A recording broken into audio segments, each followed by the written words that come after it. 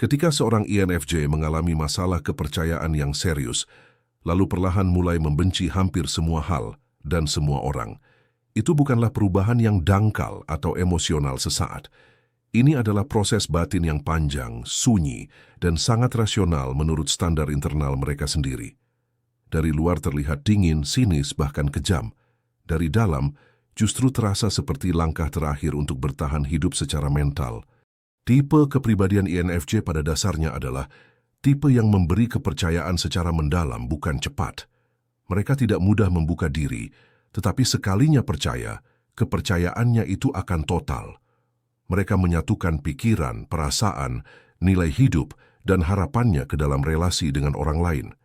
Karena itu, ketika kepercayaan tersebut rusak, yang hancur bukan hanya hubungannya, tetapi juga struktur batin yang selama ini menopang cara mereka memandang manusia dan dunia. Masalah kepercayaan pada INFJ tidak muncul dari satu kejadian kecil.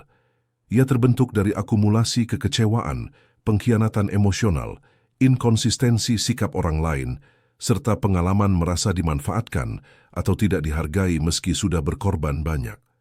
INFJ sangat peka terhadap ketidaktulusan. Mereka mungkin diam, tetapi otaknya terus mencatat pola, kontradiksi, dan kebohongan halus. Ketika batas kesabaran terlampaui, kesimpulan mereka bersifat final. Berikut 7 ciri spesifik INFJ ketika sudah berada pada fase trust issue berat hingga mulai membenci hampir segalanya.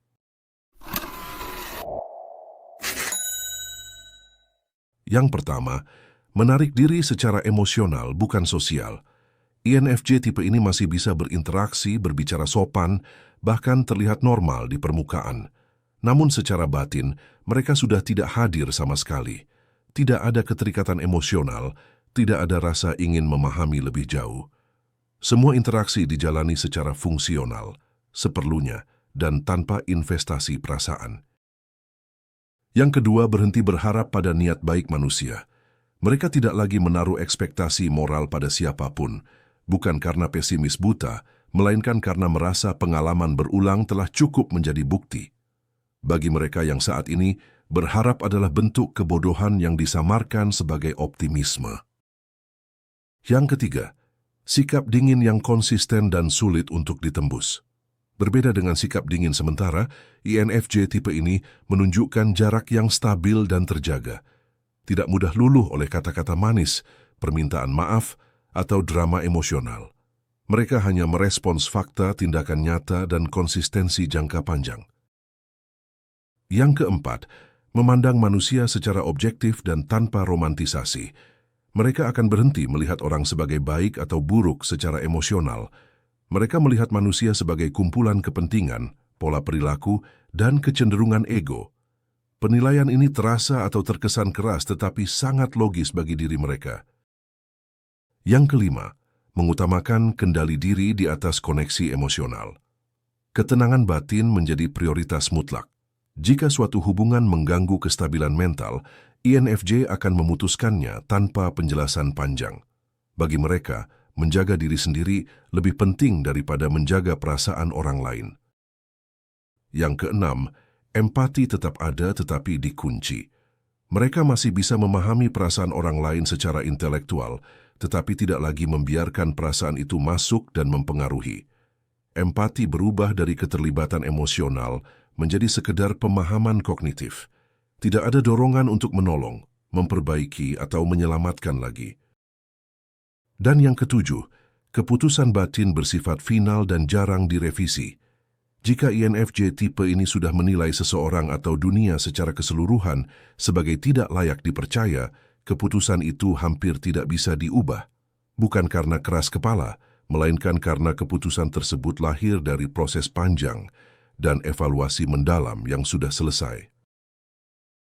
Ciri-ciri ini bukan tanda kebencian yang meledak-ledak, melainkan hasil dari kelelahan batin yang kronis. INFJ tipe ini tidak marah pada dunia. Mereka hanya berhenti untuk peduli. Karena saat fase ini dimulai, INFJ tidak langsung membenci. Yang pertama muncul adalah kelelahan mental. Mereka berhenti berharap, lalu muncul jarak emosional. Setelah itu, muncul sikap dingin yang sering disalahartikan sebagai kesombongan. Padahal yang sebenarnya terjadi adalah pemutusan akses batin. Mereka tidak lagi ingin terlibat, peduli, atau memahami. Ini bukan karena mereka tidak mampu, melainkan karena mereka menilai usaha tersebut tidak lagi layak secara moral dan psikologis. Kebencian pada INFJ bukanlah emosi meledak-ledak. Ia tenang, terstruktur, dan sunyi. Lebih mirip penarikan nilai daripada ledakan amarah. Mereka tidak ingin melukai, tetapi juga tidak ingin lagi hadir secara emosional lagi. Dunia mulai dipandangnya sebagai tempat yang dipenuhi kepalsuan, kepentingan tersembunyi, dan hubungan transaksional. Dalam kondisi ini, INFJ bisa terlihat sangat sinis terhadap manusia secara umum. Yang penting dipahami adalah, kebencian ini bukanlah kebencian impulsif. Ini adalah hasil dari evaluasi panjang tentang pola manusia. INFJ merasa bahwa banyak orang berbicara tentang nilai, empati, dan kejujuran, tetapi bertindak sebaliknya ketika diuji. Ketidaksesuaian antara kata dan tindakan adalah hal yang paling membuat INFJ muak. Saat hal ini terjadi berulang kali, mereka berhenti memberi toleransi.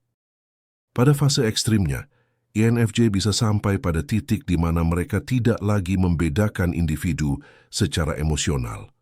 Semua orang diperlakukan netral, datar, dan berjarak.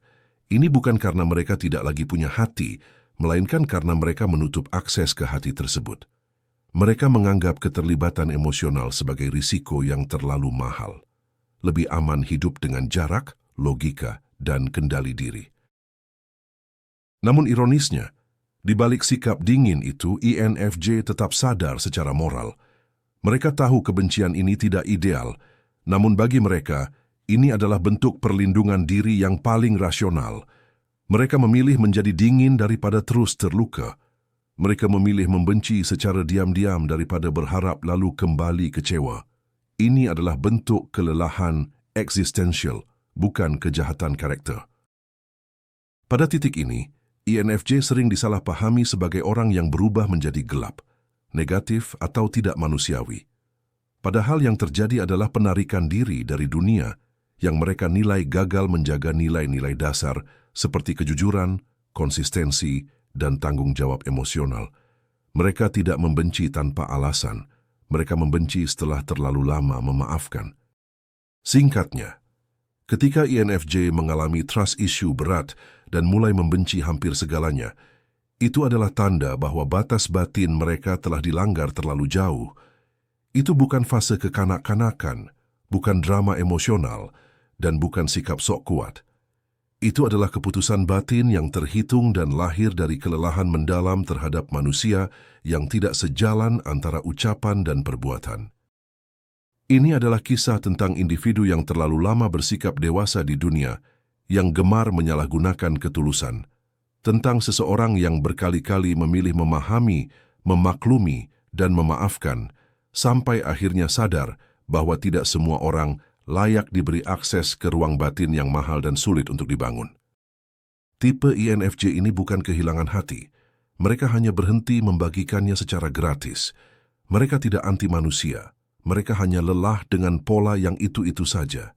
Maka ketika mereka memilih dingin, jarak, dan sikap netral yang nyaris sinis, itu bukan bentuk kepahitan emosional, melainkan keputusan logis yang lahir dari pengamatan panjang dan evaluasi jujur terhadap realitas manusia. Maka jika INFJ tampak dingin, jauh, dan seolah membenci dunia, mungkin masalahnya bukan pada mereka. Bisa jadi itu hanyalah cermin jujur dari dunia yang terlalu sering berbicara tentang nilai, tetapi jarang berani hidup sesuai dengan nilai tersebut. INFJ tidak berubah menjadi gelap. Mereka hanya berhenti menyalakan cahaya di ruangan yang terus-menerus merusak sumbernya. Baiklah kalau begitu seperti biasa, terima kasih sudah menyimak sampai sini. Jangan lupa subscribe Jeda Sibuk. Nantikan pembahasan saya selanjutnya.